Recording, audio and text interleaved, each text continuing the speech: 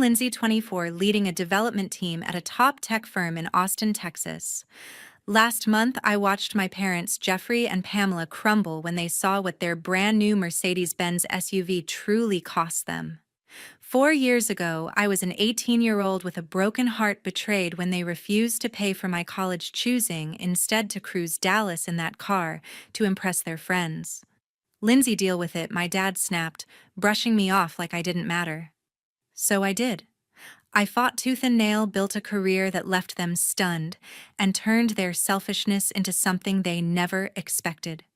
If your family ever let you down, share your story in the comments, hit like, and subscribe for more real stories like this. In our picture-perfect Dallas suburb where every house screamed money, I grew up certain college was my future. My dad, Jeffrey, owned a construction firm that built half the mansions around us, and my mom, Pamela, handled PR for upscale brands, always looking like she belonged on a billboard. We weren't billionaires, but we lived like it. Private school, beach trips to Galveston, a lifestyle that turned heads. From my earliest memories, my parents were fixated on appearances. Dad shelled out thousands for country club memberships to network with big shots, while Mom threw charity galas to flaunt our flawless home.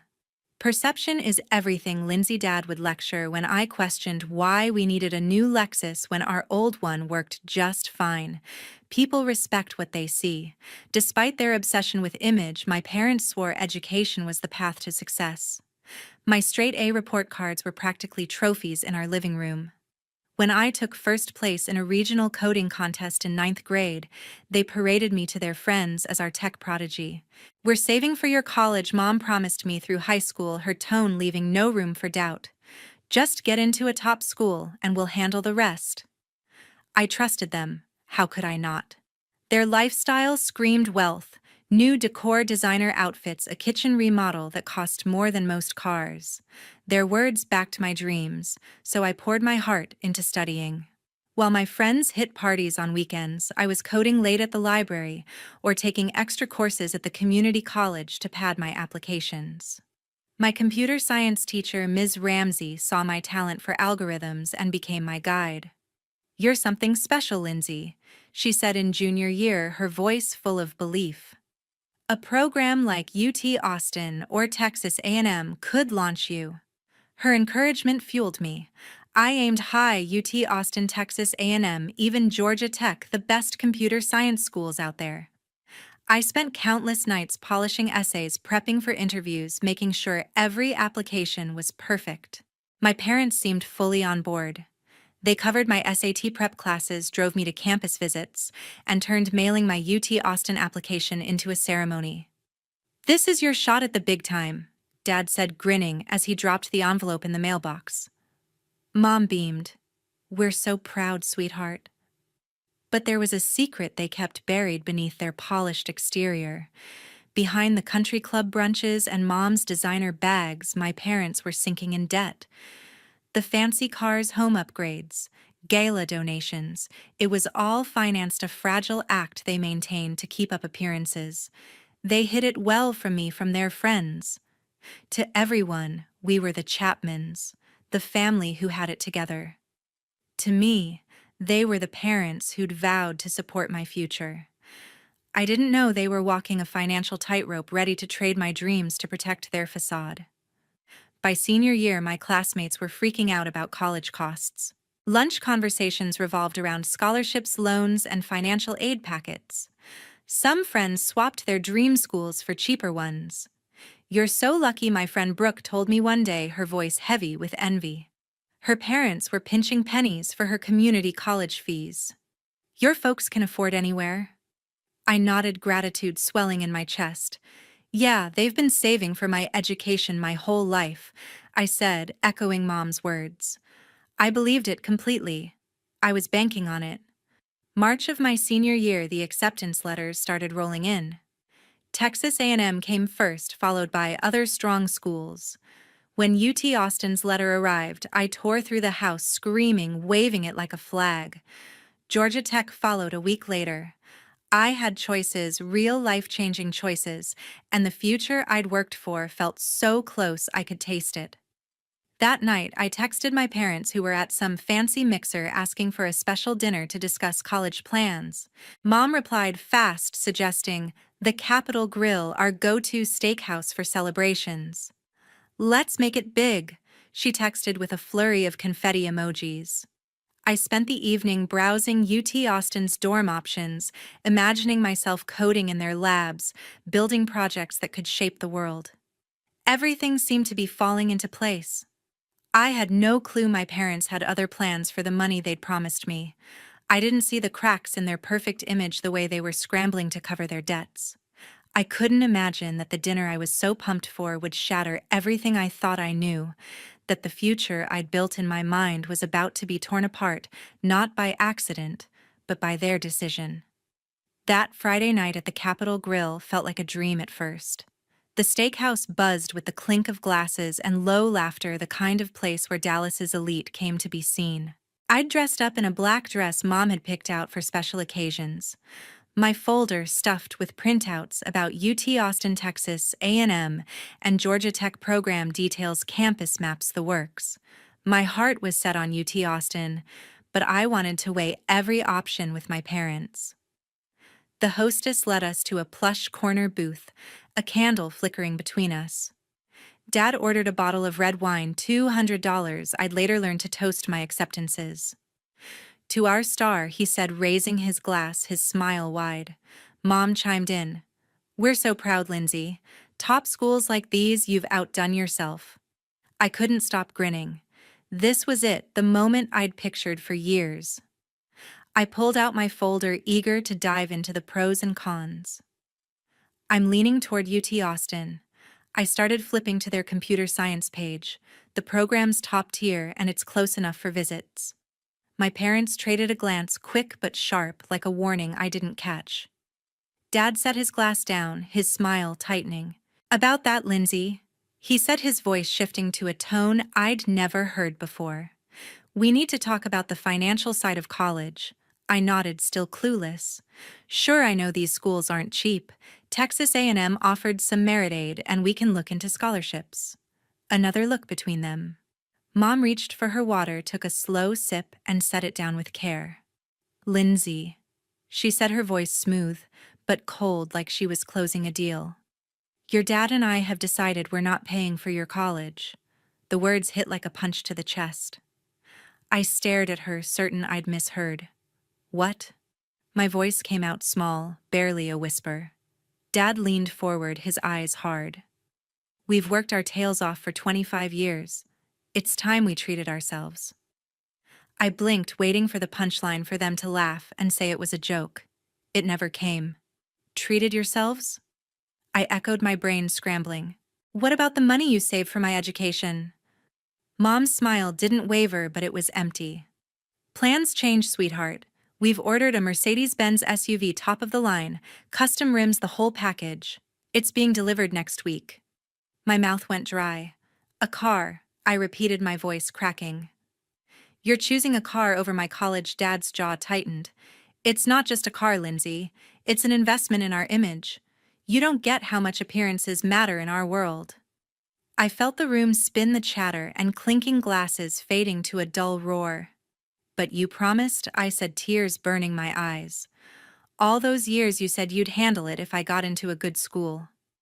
Mom sighed, like I was being dramatic. "Promises aren't contracts, Lindsay. There are loans, scholarships, work-study programs. Kids your age figure it out." Dad nodded, cold as stone. "You need to learn to stand on your own. We're done carrying you." "Carrying me?" I snapped, my shock turning to fire. "You pushed me to apply to these schools. You said I was your future tech star." Mom waved a hand, signaling the waiter for more wine. "Don't make a scene, Lindsay. You're acting entitled." "Plenty of kids pay their own way." "Entitled?" The word stung like a slap. "You're my parents," I said, my voice shaking. "You told me to focus on grades because you'd take care of the rest. And now you're what, buying a car to show off to your country club friends?" Dad's face darkened. "Watch your tone.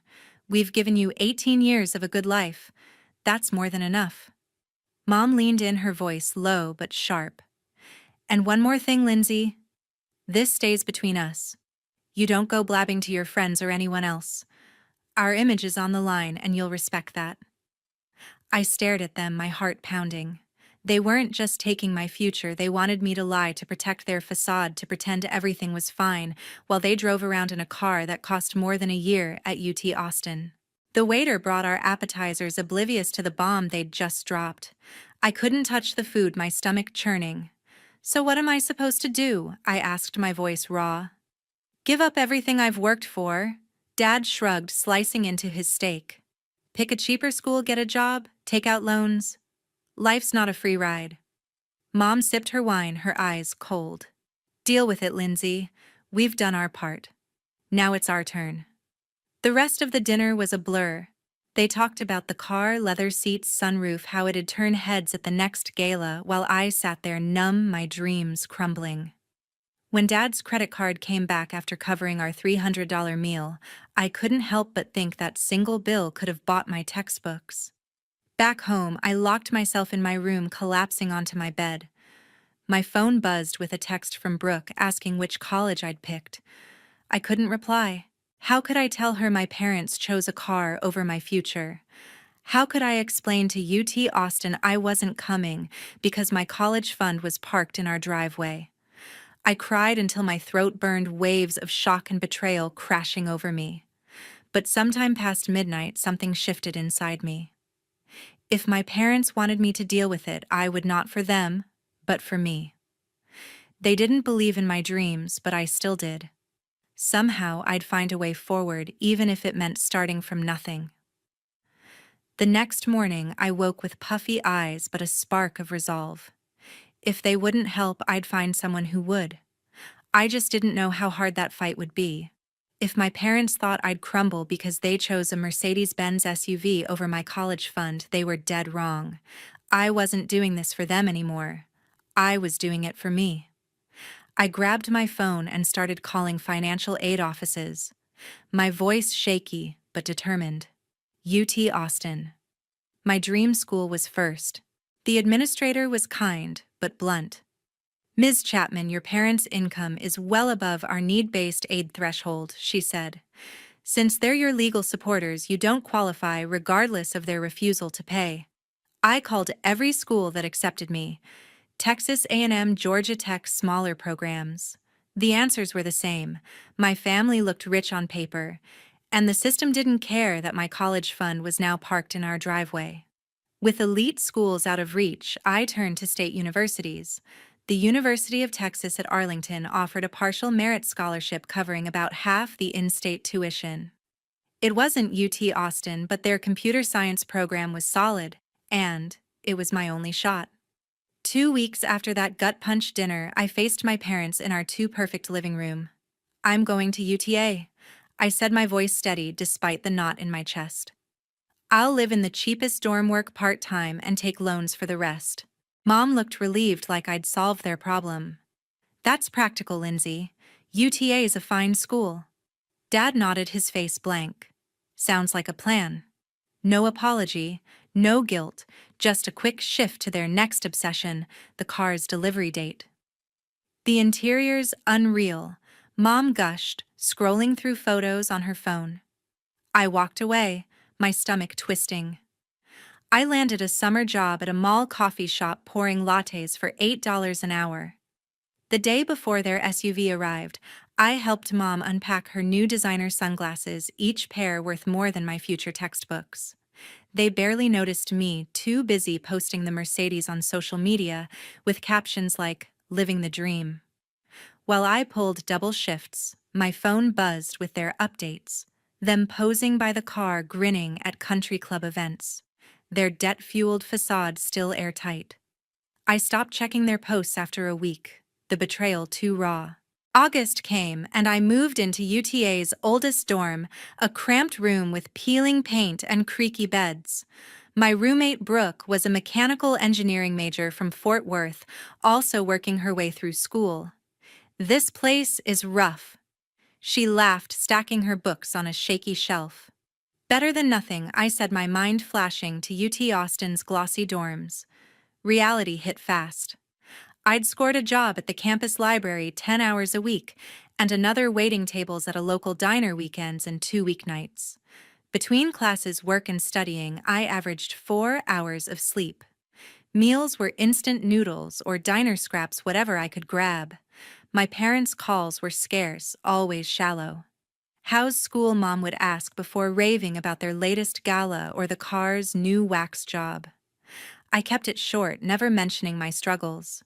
They didn't need to know I'd skip meals to save cash or cry in the library bathroom overwhelmed. Meanwhile, their social media sparkled with photos of them cruising Dallas, the Mercedes gleaming. The contrast burned my hustle versus their fake glamour. October brought midterms and my breaking point. After an all-nighter for a coding project, I dozed off during a calculus exam, waking with 15 minutes to finish 2 hours worth of problems. That night at the diner, I dropped a tray of sodas, earning a warning from my boss. Back in my dorm, exhausted and unraveling, I found a notice under the door. My student account was past due $2,000, or I couldn't register for spring classes. I sank to the floor, clutching the paper, and let the sobs tear through me. How could I keep going? I was failing schoolwork, everything. Maybe my parents were right. Maybe I wasn't built for this. Brooke found me there, curled against my bed. "Lindsay, what's wrong?" she asked, sitting beside me. I handed her the notice, choking out the story: my parents' betrayal, the car, the loans I couldn't get without a cosigner. She listened, her face softening. "That's messed up," she said. "Parents are supposed to have your back." I shook my head, tears falling. "I don't know how to do this. I'm drowning." Brooke gripped my shoulder. "One step at a time. Anyone else you can call? Grandparents, maybe?" Her words clicked. My grandma Edith had always been my biggest cheerleader. She'd sent me $1,000 check for graduation, which my parents had borrowed for their car payment, promising to repay it. They never did.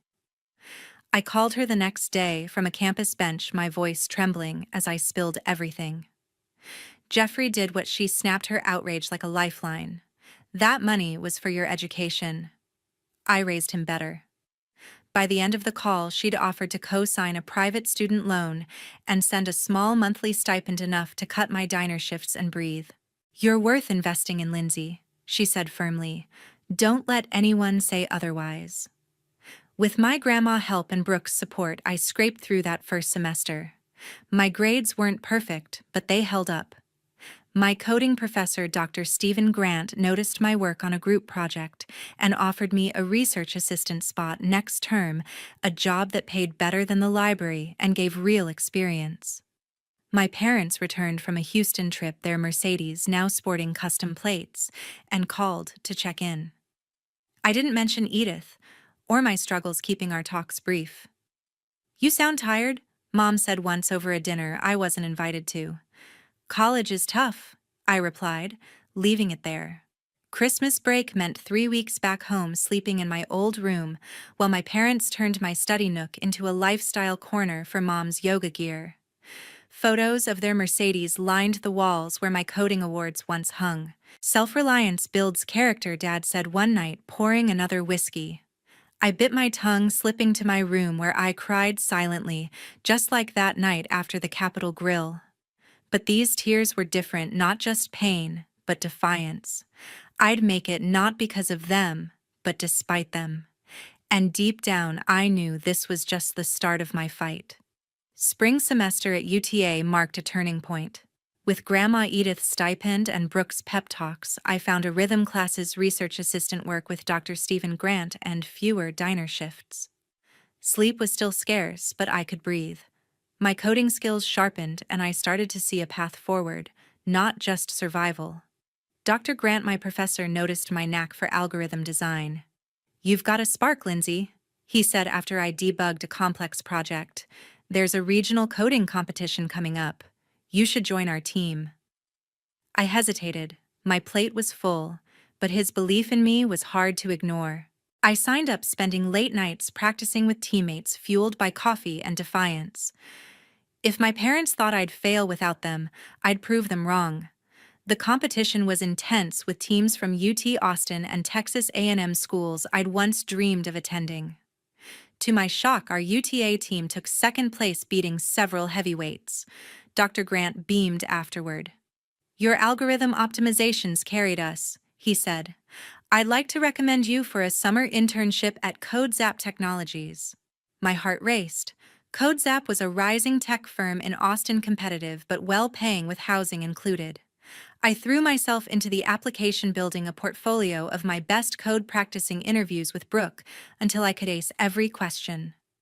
When the offer came, I called my grandma first. "I got it," I shouted, my voice cracking. "Full-time, 12 weeks housing covered." She laughed, warm and proud.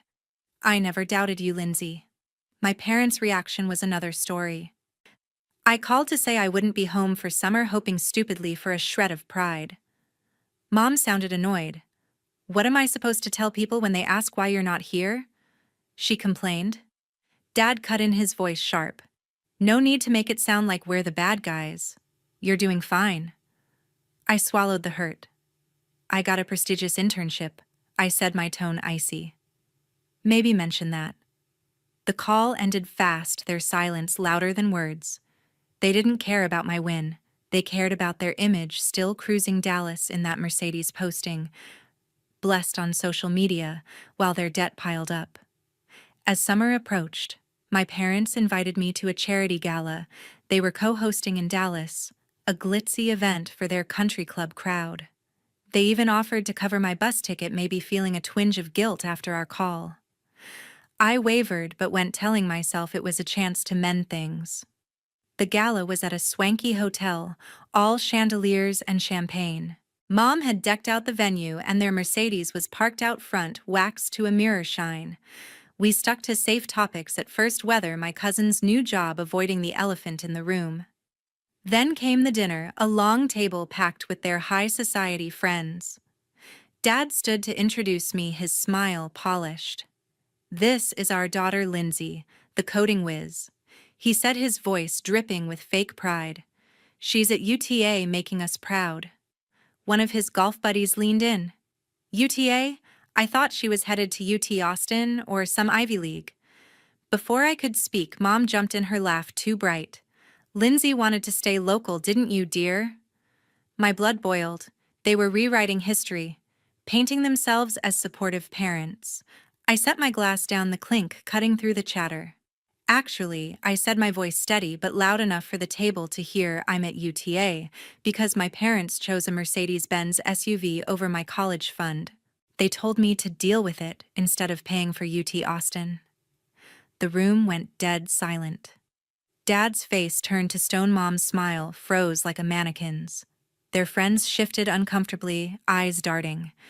"Lindsay's exaggerating," Dad said, forcing a chuckle. "We just encouraged her independence." I locked eyes with him. "Is that what you call it? Because I remember you saying, 'We've done our part, now it's our turn.'" Mom stood abruptly. "Lindsay helped me with dessert in the kitchen." She hissed, her voice low but furious. "In the kitchen," she spun on me. "How dare you humiliate us like that? Do you know what this does to our reputation?" I stared, incredulous. "Your reputation? You threw away my future for a car, and now you're mad." I told the truth. Dad stormed in, his face red. "You're being dramatic. We gave you 18 years of support. Most kids get nothing." My voice didn't waver. Most parents don't promise their kid college, then snatch it away for a status symbol. "You told me to keep quiet to protect your image. I'm done lying for you." Mom's eyes welled up, but her voice was ice. "If you can't respect what we've done for you, maybe you shouldn't be here." I nodded, calm washing over me. "You're right." I walked out through the stunned gala crowd to the lobby and called an Uber to the bus station. Before leaving, I turned to them one last time. "I'm going to make it despite you," I said quietly. "And someday, you'll regret choosing that car over me." The Uber ride was a blur, tears streaming as I processed what I'd done. But by the time I reached Arlington, a strange peace settled in. I'd cut the cord no more, pretending no more, protecting their lies. The next day, I emailed my parents. "I need space," I wrote.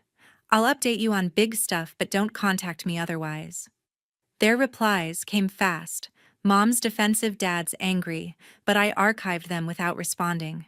I blocked their numbers and unfollowed their social media, their Mercedes-filled posts too painful to see. Edith was the only family I kept close. "Sometimes you have to protect yourself," she said when I told her. "This isn't about punishing them, it's about saving you." Her words gave me strength. With my parents out of my daily life, I dove into the Code Zap internship, my studies, and new friends who valued me for me, not what I could do for their image. That summer at Code Zap was a game changer. My supervisors loved my work on a data processing algorithm, offering me a part-time remote role during junior year. It paid better than the diner, letting me drop those shifts and focus on school. Dr. Grant kept mentoring me, pushing me to submit my code to tech journals. "You're building a name for yourself," he said, grinning. Brooke, now more like a sister, celebrated with me over cheap tacos when I got my first real paycheck. "You're killing it," she said, tossing a chip at me. I laughed, but her words stuck. I was rising, not just surviving, and somewhere deep down I knew my parents would soon face the real cost of their choice. Junior year at UTA was when everything clicked. My part-time role at Code Zap Technologies, earned from that summer internship, gave me financial breathing room. I dropped the library job, slept more than 4 hours a night, and my grades shot up. Dr. Stephen Grant, my mentor, kept pushing me. "Your work's getting noticed, Lindsay," he said, forwarding my algorithm project to a tech journal. When it got published, Brooke insisted we celebrate with pizza in our dorm, now in a slightly better building than freshman year. "You're a rock star." She grinned, tossing a crust at me. I laughed, but I felt it. I wasn't just scraping by anymore. I was building something real. That fall, Code Zap offered me a full-time junior developer role after graduation, with a salary that made my jaw drop, plus a signing bonus to clear half my student loans. I accepted moving to Austin that June. My new manager, Valerie, welcomed me with a warm smile. "We're thrilled to have you," she said. "Your internship work was stellar." During orientation, I spotted a company program, the Code Zap Opportunity Fund, offering scholarships for students with big dreams but no financial backing. It hit close to home. I reached out to the fund's director, Colin, to learn more. "We're always looking for employee input," he said. "Got any ideas?" I did a scholarship for students like me, whose parents could afford college but chose not to. By my first year at Code Zap, I was thriving. My team praised my innovative fixes to our data platform, and my optimization algorithm caught the CTO's eye, earning me a shout-out in a company-wide meeting. I poured my evenings into the Opportunity Fund, reviewing applications that echoed my story: kids fighting for their education against parents who prioritized luxury. I pitched a new scholarship drive forward, funded partly by my signing bonus. It would cover full tuition for students whose parents opted for status symbols like fancy cars over their kids' futures. Colin loved it. "This is personal for you, isn't it?" he asked. I nodded, my throat tight. I know what it's like. The scholarship launched that spring, supporting 3 students. I crafted the essay prompt myself. How have you overcome family obstacles to pursue your education, and how will you help others do the same? Reading their stories, parents choosing boats, vacations, or yes cars over college, felt like reading my own. I added a mentorship component, pairing recipients with Code Zap employees for career guidance. Valerie jumped in as a mentor, saying, "You're changing lives, Lindsay." I didn't tell her it was healing mine too. My personal life steadied. I moved into a small Austin apartment, my first real home. I joined a coding meetup, made friends, and started dating Randy, a finance analyst who got my complicated family history without judgment. "You're stronger for it," he said one night, walking me home. Edith, still my rock, visited for my 22nd birthday, bringing homemade cookies and a $5,000 check. "Pay down those loans," she said, hugging me. "I'm so proud." My parents, Jeffrey and Pamela, stayed on the sidelines. I sent brief updates graduation my CodeZap job, but their replies were curt, never addressing the past. I kept my distance, their Mercedes-filled social media posts, a reminder of why. 2 years into my CodeZap job, I hit a milestone. My team's new recommendation algorithm boosted platform efficiency by 30%, landing me a promotion to team lead at 24. A tech magazine featured me in their Rising Stars list, citing my scholarship work. The article spread, and soon my parents emailed me, subject line, "We'd like to talk." They were coming to Austin for Dad's industry conference and wanted to meet. I hesitated, talking it over with Edith and Randy. "You're in control now," Edith said. "Hear them out, but set your terms." I agreed to meet at a quiet cafe near my office, my turf. They walked in looking older, Dad's hair grayer, Mom thinner. "Lindsay." Mom said, her voice catching, reaching for a hug. I stepped back, offering a handshake. "Good to see you," I said, neutral. We sat, the air heavy with unspoken words. They made small talk, weather their flight, before Mom broached my career. "We heard about your promotion," she said, tentative. "CodeZap sounds impressive." Dad nodded. "Big achievement for your age." I leaned back. "It took a lot of work," I said pointedly. "Work I did alone." They shifted uncomfortably. "We always knew you'd do well," Mom said, missing my tone. I cut in. "Want to see my office? It's a few blocks away." They nodded eagerly, maybe sensing a chance to reconnect. At CodeZap's sleek Austin headquarters, I signed them in, leading them to the open plan floor where my team worked. Colleagues waved and Valerie stopped by. "Lindsay's our star," she said, smiling. "Her algorithm's a game changer." My parents puffed up, basking in reflected glory. In my office, small but mine, with awards and team photos, they took it all in. "You've done so much," Mom said softly. Then Colin knocked. "Lindsay, the Drive Forward scholarship materials are ready," he said. My parents' heads snapped up. "Scholarship?" Dad asked. I took a breath, watching them closely. "Yes, I started the Drive Forward scholarship. It helps students whose parents have the means to pay for college but choose things like luxury cars instead, like you did." Mom's face paled. Dad froze. "You made a scholarship because of us?" he asked, his voice low. "I made it because I know how it feels to have your future traded for a status symbol," I said evenly. "Every year we help kids like me, and my colleagues know why I'm so passionate about it." Mom's eyes filled with tears. "People know about us," she whispered. "Not by name," I said. "But they know my story, how my parents told me to deal with it. Because a Mercedes mattered more than UT Austin." Dad sank into a chair, staring at the floor. "We didn't think it would hit you this hard," he muttered. "You didn't think about me at all," I countered, my voice steady. "You cared about your image, not the years I struggled or the trust you broke." Mom dabbed her eyes. "We just wanted to live a little. We didn't mean to hurt you." I shook my head. "It's not about the car. It's about never owning up to what you did." Dad stood, his face tight. "So you've been telling everyone we failed you?" I met his gaze. "I've been honest about my journey.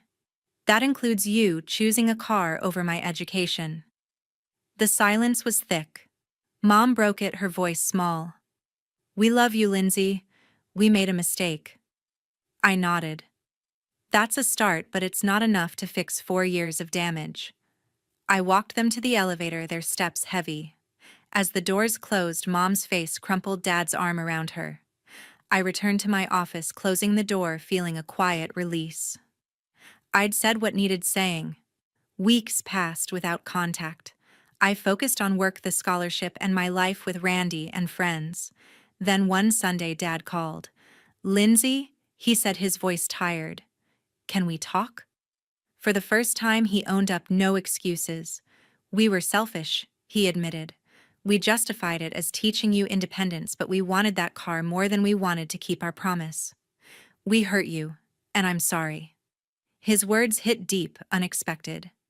"Thank you," I said, my voice soft. "That means something." He asked to meet again, no pressure. I agreed, choosing a cafe near my apartment. At the meeting, Mom handed me a letter, her hands shaking. "I wrote it so I wouldn't mess it up," she said.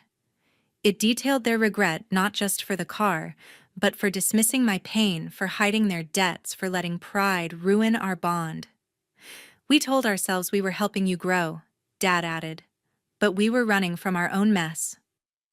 I asked, "Why now?" Mom's eyes met mine. "Seeing your office, hearing about the scholarship, it showed us we weren't just a footnote in your story. We were the villains." Dad nodded. "And then our friends started asking about it. Someone at the club heard about a scholarship for kids whose parents chose cars over college. It hit us hard. There was no instant forgiveness, no tearful hug. We agreed on small steps, weekly calls, occasional coffees when they visited Austin. They respected my boundaries, and I opened the door just a crack to something new." "We don't expect you to forget," Mom said as we parted. "We just want to try." Months later, they asked to fund the Drive Forward scholarship. I declined. "It's mine," I said. "It stands for something you don't get to claim." But I suggested they start a separate fund at UTA for community college transfers. They did quietly, a small step toward making amends. My career soared. The algorithm I led became CodeZap's backbone, earning me another promotion. The Drive Forward scholarship grew to 5 students a year, its mentorship model copied by other tech firms. Randy and I got serious, talking about a future together. Edith, now 74, came for Thanksgiving, marveling at my apartment. "You turned pain into purpose," she said, squeezing my hand. On my 25th birthday, we gathered Randy, Brooke, Edith, a few colleagues, and for the first time, my parents. Edith toasted me, her voice strong. "To Lindsay, who turned betrayal into a legacy." Dad stood, his eyes wet. "We failed you," he said. "But watching you rise, helping others, it's taught us more than we ever taught you." Later, Randy asked how I felt. "It's messy," I admitted. "Part of me's still that 18-year-old crushed by their choice. But I'm choosing to let it fuel me, not break me." A letter from a Drive Forward recipient sealed it, a girl whose parents picked a yacht over her tuition. "Knowing someone else gets it," she wrote, "gave me hope." That was my healing, not erasing the hurt, but turning it into something that lifted others. My parents' choice cost us years, but it forged a path I'd never trade. We're building something new, honest, fragile, real. Life doesn't always give you what you expect, but you can take the pain and make it mean something. What about you? Have you faced a betrayal that shaped your path? Share your story below. Hit like.